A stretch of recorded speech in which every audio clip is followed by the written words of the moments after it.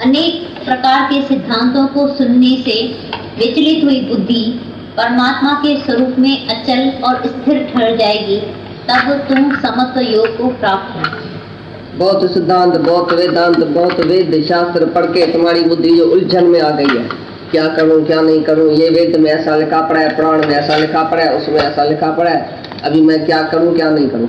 तो बोलता है बहुत सिद्धांत, बहुत ये वेद शास्त्र पढ़ के तुम्हारी उलझी हुई बुद्धि जब आत्मा में स्थिर होगी तभी तुम परमात्मा में लीन होएगा। जब परमात्मा के स्वरूप में अचल होएगी तभी तुमको ये परम पद मिलेगा। पहले आत्मा को जानो।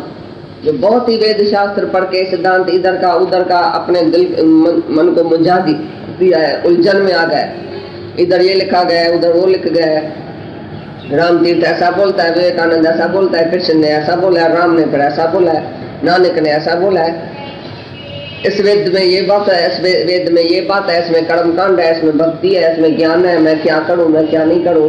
तो तुमने गुरु के सिवाय जाके वेदांत ज्ञान नहीं है वो सब पढ़ा, तो तुम्हारी बुद्धि में सारा दिन उसका चिंतन चलता है वेदों, तो भी तुम्हारा मन स्थिर नहीं है आत्मा में।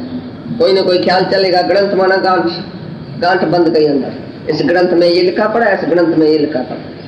जो गुरु के सिवाय वेद शास्त्र गीता जिसने भी पढ़ी है उसकी मन बुद्धि सब विचलित हो गया है, उलझन में आ गया है, क्या सच है क्या राइट है क्या रंग। अपनी बुद्धि से तुमने बैठ के वेद शास्त्र पढ़ा, तुम्हारी बुद्धि जीव भाव में गपी हुई, मोह में गति हुई बुद्धि, वो क्या शास्त्र और वेद को जानेंगे। जब गुरु मिलता है तभी तुमको आत्मा में टिकाता है। पहले तुम आत्मा को तो जानो, तुम पहले अपने स्वरूप को तो जानो। जो भी वेद शास्त्र पढ़ा गुरु के सिवाय वो सब खारे पानी के समुद्र के समान है। गुरु बन माला फेरते, गुरु बन देते दान, गुरु बन जो भी वेद शास्त्र पढ़ते हैं सब हराम। गुरु के सिवाय जो भी तुमने पढ़ा वो अपनी बुद्धि से, अपने लेवल से तुमने वो कैच किया, लेकिन गुरु तुमको शरीर के लेवल से पहले ऊपर चढ़ाता है, आत्मा में टिकाता है, तभी तुम परमात्मा को जानेगा, जानता सभी उसके राज को जानेगा, माया को जानेगा, भगवान को जानेगा, मन को जानेगा, बुद्धि से ऊपर चढ़ेगा, सब कुछ जानने योग्य तुम जब आत्मा में रहेगा, जानी जान हार्ड हो जाएगा, तभी सब कुछ जानेगा। जब तुम शरीर में है तो कुछ भी नहीं जान सकता, चाहे कितना भी वेद शास्त्र तुम पढ़ो। तो बोलते हैं बहुत शास्त्र बहुत सिद्धांत पढ़ने से तुम्हारी उलझी हुई बुद्धि जब आत्मा में स्थिर होगी तभी तुम योग को प्राप्त होएगा, समता योग। भगवान के वचनों को सुनकर अर्जुन ने पूछा, हे केशव, समाधि में स्थिर बुद्धि वाले पुरुष का क्या लक्षण है, और स्थिर बुद्धि पुरुष कैसे बोलता है, कैसे बैठता है, कैसे चलता है।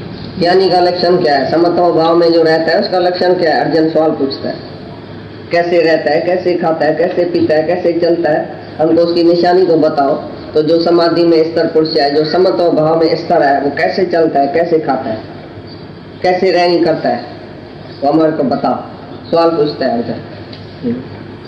उसके उपरांत श्री कृष्ण महाराज बोले, हे अर्जुन, जिस काल में यह पुरुष मन में स्थित संपूर्ण कामनाओं को त्याग देता है, उस काल में आत्मा से ही आत्मा में संतुष्ट हुआ स्थिर बुद्धि वाला कहा जाता है। पहली निशानी ज्ञानी की सर्व कामनाओं का त्याग, उसको एक भी कामना अंदर में नहीं रहेगी, एक भी इच्छा नहीं, वो स्थिर बुद्धि में रहेगा, समाधि में रह जाएगा। जिसको एक भी इच्छा है वो समाधि भंग हो जाएगी। जिसको एक भी कामना है वो समाधि में और आत्मा में स्थिर नहीं हो सकता है। सभी कामनाओं का त्याग जो करता है वो समाधि में स्थिर हो जाता है। और दूसरा आत्मा में, जिस काल में आत्मा से आत्मा को जानता है, संतुष्ट होता है, आत्मा से आत्मा में संतुष्ट होता है। मन बुद्धि चित्त अहंकार शरीर सब छोड़ देता है। शरीर की कामनाएं भी तब है जब तुम देह में है, जब तुम आत्मा में है और आत्मा देखेगा, आत्मा से आत्मा को जानेगा, आत्मा से आत्मा को देखेगा, तो कामना कैसे होगी। तो पहले ज्ञानी की निशानी क्या है, सर्व कामनाओं का त्याग। कोई भी इच्छा कोई भी कामना अंदर में नहीं रहे, सूक्ष्म नहीं, स्थूल कुछ भी नहीं, मेरे को कुछ चाहिए ही नहीं। ब्रह्मलोक का सुख भी नहीं चाहिए, स्वर्ग का सुख भी नहीं चाहिए, इंद्रियों का सुख भी नहीं चाहिए, कोई भी कुछ भी नहीं चाहिए बाहर से। वो हुआ ज्ञानी, हुआ स्थिर बुद्धि वाला, और वो हुआ समाधि में स्थिर, अपनी आत्मा से आत्मा में संतुष्ट रहने वाला। भाई मैं अपने में संतुष्ट हूँ, अपने में राजी हूँ, अपने में ही तिरपत हूँ, अपनी आत्मा में तिरपत हूँ। बाहर से मेरे को तिरपति नहीं चाहिए, बाहर से सुख नहीं चाहिए, बाहर से भोग नहीं चाहिए, बाहर से कामना मैं नहीं पूरी करूंगा, बाहर से कुछ नहीं चाहिए। लेकिन अंदर मैं सर्व कामनाओं का त्याग करके अंदर अपनी आत्मा में ही संतुष्ट और तिरपत हूँ।